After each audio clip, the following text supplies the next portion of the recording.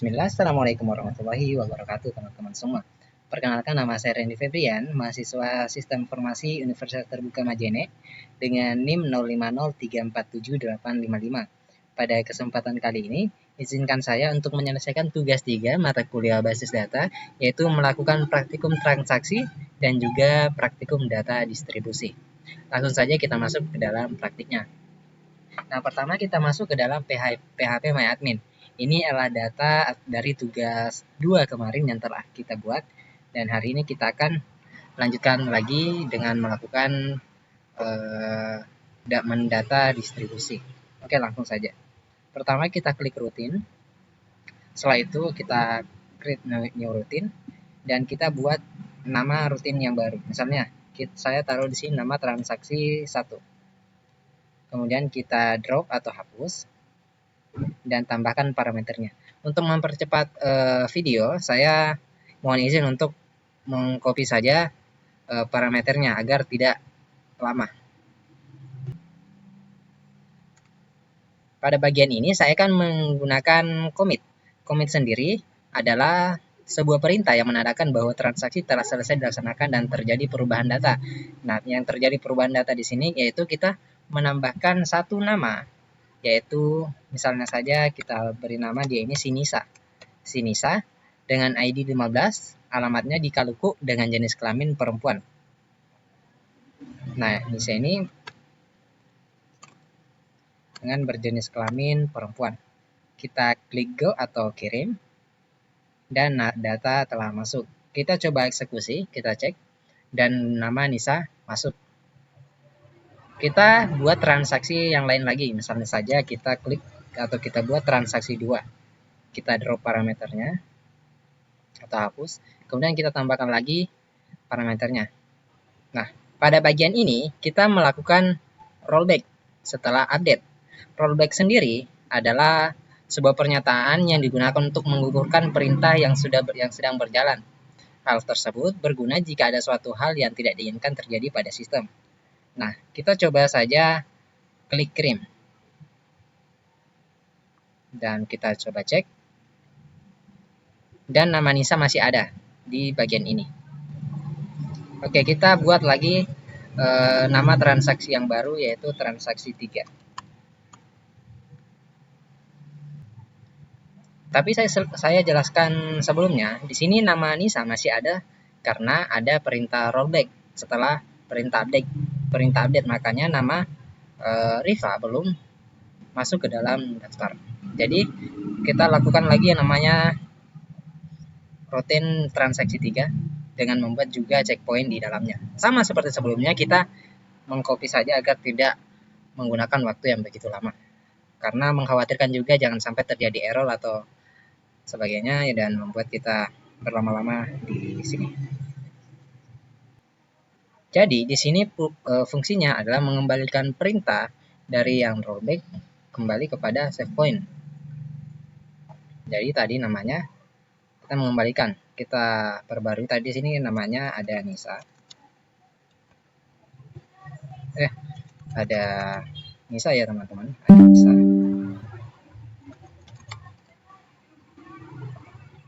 Kemudian kita update. Tadi yang di situ ada namanya Riva. Kemudian kita juga tambahkan satu peserta lain dengan nama Fadli yang ber-ID 21, alamat Mamuju Tengah dengan jenis kelamin pria. Kita coba klik kirim. Eksekusi. Dan terlihat di sini nama Riva sudah tidak muncul lagi, digantikan dengan nama Nisa tidak muncul lagi, digantikan dengan nama Riva. Kemudian nama Fadli juga muncul dengan ID 2. Jadi data yang ditunjukkan di sini hanya berjumlah sekian. Jadi nama Nisa sudah tidak masuk lagi ke dalam tabel ini. Oke, selanjutnya kita masuk ke bagian selanjutnya. Di sini itu kita diperintahkan untuk membuat trigger. Di bagian trigger ini kita akan membuat tabel data baru sesuai dengan yang ada pada modul atau pada buku.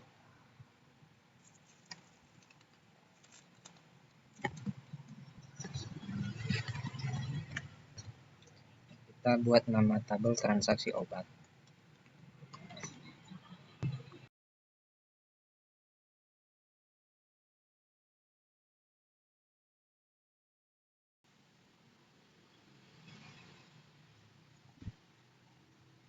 Nah, setelah kita tadi buat nama apa namanya ini, nama transaksi obat, kita buat tabel baru lagi dengan nama di sini untuk tabel obat ya, teman-teman. Kita sesuaikan saja dengan apa yang diminta di sini.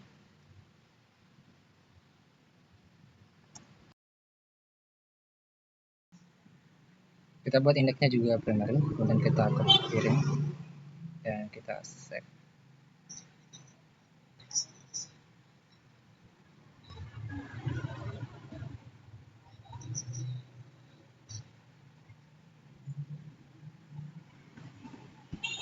Oke, kita sekarang membuat indeks untuk bagian transaksi obat, teman-teman.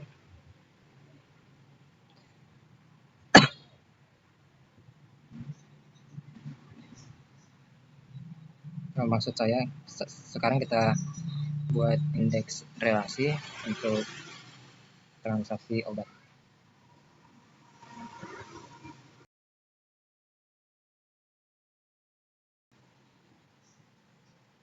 Oke, setelah semuanya selesai, kita atur relasinya di bagian desain.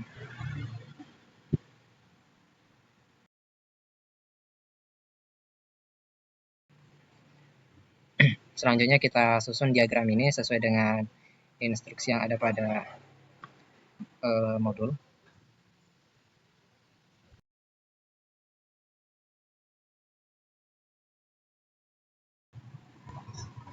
Dan penghubungannya sudah selesai. Jangan lupa simpan ya. Semuanya sudah selesai. Kita lanjut. Kita masuk ke tabel obat. Kita masuk ke tabel obat. Kita lanjut ke bagian tabel obat. Kita menambahkan data-data yang ingin kita isi.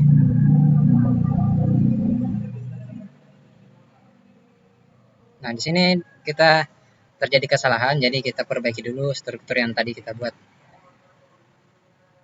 Kita perbaiki dulu. Nah, di bagian sini tadi kita salah mengisi, teman-teman. Seharusnya kita taruh parser, tapi kita menaruh integer ya. Jadi kita perbaiki dulu.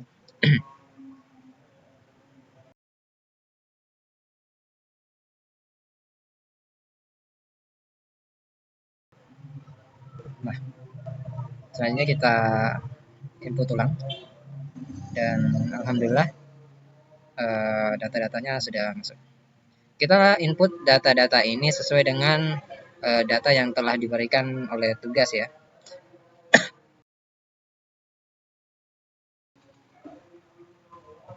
Dan oke, data-datanya sudah masuk semua ya, teman-teman. Data-datanya sudah masuk semua. Selanjutnya pada bagian trigger kita create new trigger. Lalu kita beri nama penjualan.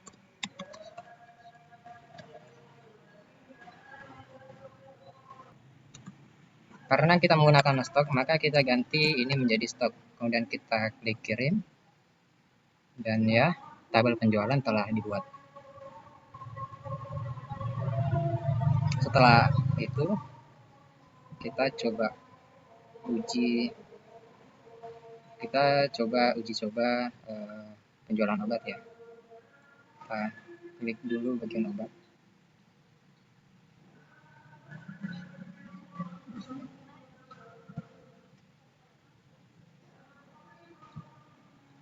Kita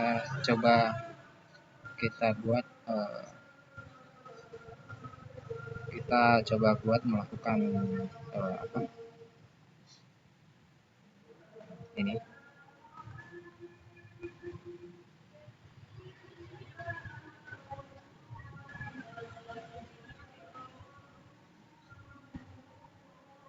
Kita beli satu. Kemudian di sini oh salah ya, teman-teman. Misal saja kita buka insert dan tambahkan.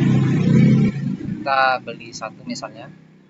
Kemudian seorang membeli obat ini misalnya si Bumo dengan ID obat A02 dengan jumlahnya 3. Harganya sesuai dengan yang telah kita tentukan tadi ya.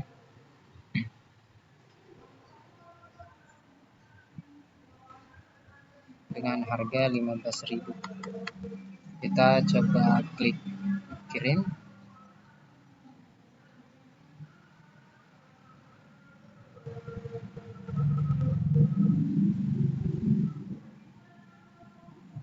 Kita klik kirim, go. Kita cek di tabel obat. Kita lihat di bagian amoxicillin, di bagian obat tabelnya ternyata tidak berkurang ya teman-teman. Mungkin ada masalah. Tapi insya Allah pada transaksi tadi ini prosesnya berhasil ya untuk pembelian obat. Nah, untuk soal nomor 2 saya tidak membuatnya karena ternyata setelah beberapa kali proses uji coba ternyata tidak bisa, dan saya cek untuk beberapa teman-teman ternyata kasusnya pun sama, dan sampai hari ini saya belum tahu kenapa hal itu bisa terjadi. Jadi mohon maaf, untuk soal yang kedua saya tidak bisa memberikan. Jadi kurang lebih untuk tugas 3 saya akhiri. Wassalamualaikum warahmatullahi wabarakatuh.